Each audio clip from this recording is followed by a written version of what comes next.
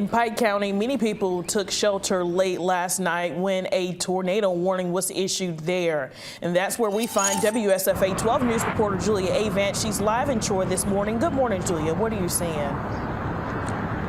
Good morning, Monet. We're in one of the areas that was struck last night. We can't confirm what kind of storm came through the city of Troy last night. We are at the Flash Market. If you're unaware of where that is, that's where Preston's used to be. Now, I actually caught up with one of the workers that was here last night. She says that there's damage inside the building. You can see just by the roof being ripped off of this gas station right here where you pump your gas. You can see that the paneling of the roof is pushing in, folding in by those gas pumps, which shows how strong those winds were. Of course, giving us another example of what kind of weather we were dealing with last night. To the right of me, we've got a tractor trailer flipped.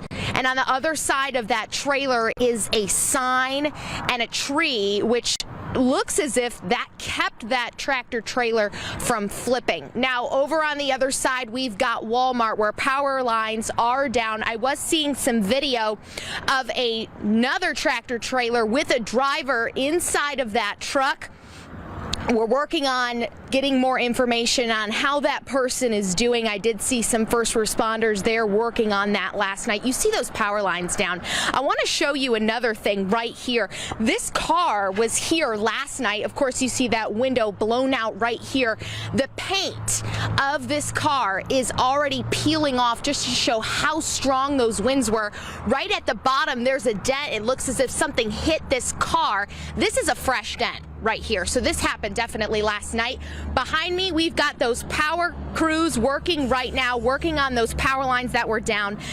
Talking with the Troy mayor, he posted last night, this storm started at the Parks and Rec Center where over 200 people were taking shelter last night. That roof was ripped off. There was some water damage. Now, thankfully, everyone is okay that was taking shelter there last night. I'm going to catch up with Dan Smith, who was at that rec center later today just to get those details.